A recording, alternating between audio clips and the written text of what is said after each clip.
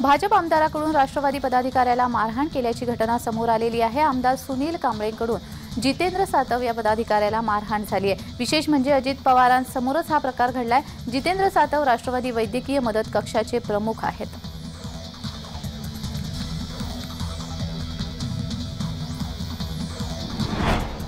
शरद पवार गटाचे आमदार रोहित पवार यांच्या बारामती एग्रो कंपनीवरती केंद्रीय तपास यंत्रणा पोहोचली असल्याची खात्रीलायक माहिती सूत्रांकडून मिळाली आहे। या अगोदर देखील रोहित पवार सीईओ असलेल्या बारामती एग्रो कंपनीवर केंद्रीय तपासणी यंत्रणेने धाड टाकली होती आणि आता पुन्हा बारामती तालुक्यातील पिंपळी या ठिकाणी असलेल्या ऑफिसवर तपास यंत्रणा पोहोचली।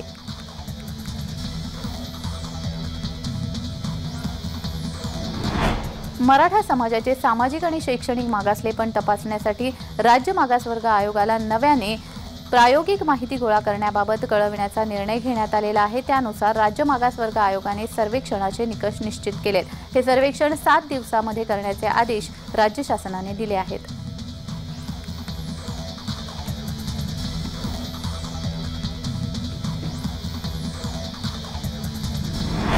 महाविकास आघाडीने आधी जागा वाटपाचं सूत्र ठरवावं। जागा वाटप अंतिम झाल्यानंतर आपण पुढील गोष्टी ठरवू असं वंचित प्रवक्ता सिद्धार्थ मोकळे यांनी म्हटलेलं आहे। 3 पक्षाच्या जागा वाटपाचं अजून काही ठरलं नसल्यामुळे वंचित बहुजन आघाडीच्या प्रतिनिधींनी त्यांना सांगितलं की तुम्ही आधी तिन्ही पक्ष एकत्र बसून जागा वाटपाचं सूत्र निश्चित करा आणि तुमचा समझोता झाला तर त्यानंतर आम्ही बसून पुढच्या गोष्टी ठरवू।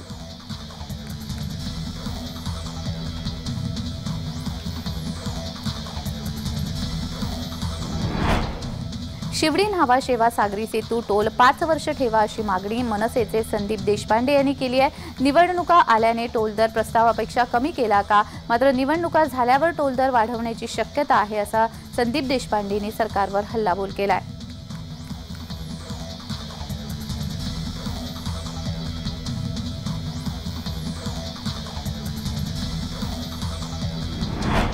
महायुतीची आज महत्त्वाची बैठक होणार आहे। या बैठकीला सर्व महायुतीचे पदाधिकारी आणि सगळे घटक पक्ष सामील होणार आहेत। 14 जानेवारी रोजी जी बैठक होणार आहे त्याच्या संदर्भात आज या बैठकीमध्ये चर्चा होणार आहे।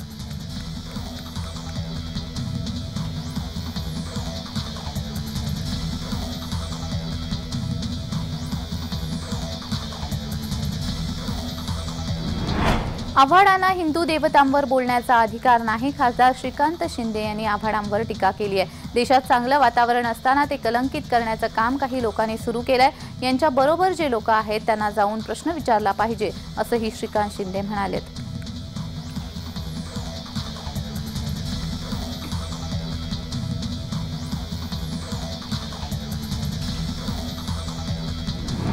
रायगडच्या लोणेरे इथे शासन आपल्या दारी या कार्यक्रमाचं आयोजन करण्यात आलं आहे। मुख्यमंत्री एकनाथ शिंदे, उपमुख्यमंत्री देवेंद्र फडणवीस, अजित पवार यांच्या प्रमुख उपस्थितीमध्ये होणाऱ्या या कार्यक्रमाला पालकमंत्री उदय सामंत, महिला बालविकास मंत्री अदिती तटकरे या देखील उपस्थित राहणार आहेत। लोणेरे येथील डॉ. बाबासाहेब आंबेडकर तंत्रशास्त्र विद्यापीठाच्या परिसरामध्ये होणाऱ्या या कार्यक्रमाला 70 ते 75 हजार लाभार्थी आणि नागरिक उपस्थित राहतील असा अंदाज आहे। यावेळी शासनाच्या विविध योजनांचे लाभांचे वितरण केले जाणार आहे।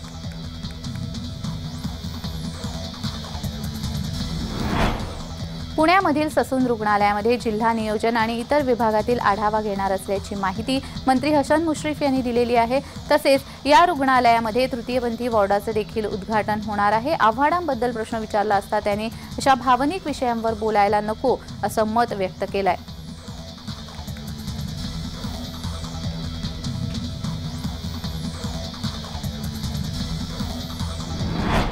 संजय राऊत आणि जितेंद्र आव्हाड यांना चौकाचौकात उभं करून फटके द्यायला पाहिजेत, त्याशिवाय त्यांचं डोकं ठिकाणावर येणार नाही असा हल्लाबोल शिवसेनेचे आमदार किशोर पाटील यांनी केलाय। देशात राम मंदिर प्राणप्रतिष्ठापनेचं चैतन्य असताना समाजात तेढ निर्माण करण्याचा प्रयत्न आव्हाड करत असल्याचा आरोप किशोर पाटील यांनी केलाय।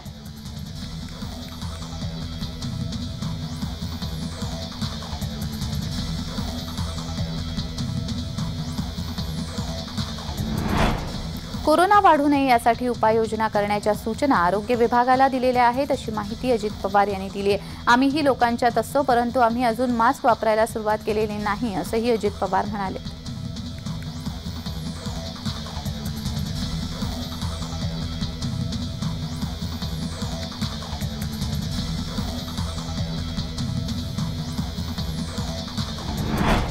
काँग्रेस उद्धव गट आणि राष्ट्रवादी सुप्रिया गट तसेच वंचित यांच्यातील जागा वाटप अंतिम टप्प्यात आलेला आहे। काँग्रेस उद्धव गट सुप्रिया गटामध्ये कुठलेही मतभेद नाही आहेत।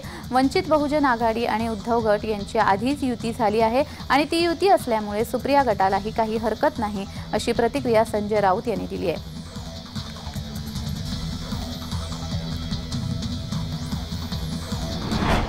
संपूर्ण मराठा समाजाला आरक्षण द्या अशी जरांगेंची मागणी आहे।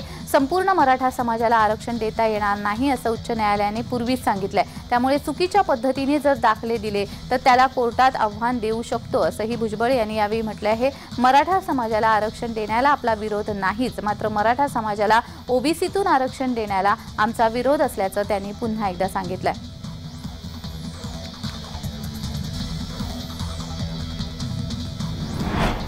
आव्हाडांच्या वक्तव्याबाबत आपण मौन का? आव्हाडांना तुमची मूकसंमती आहे का, असा सवाल राम कदम यांनी शरद पवार यांना केला आहे।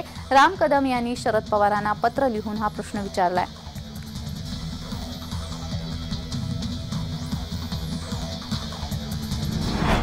सुप्रिया गट संपवण्यासाठी इतरांनी काही करण्याची गरज नाही। सुप्रिया गटातील लोकच पक्ष संपवायला पुरेसे आहेत। आव्हाडांच्या वक्तव्यानंतर भुजबळांनी निशाणा साधलाय।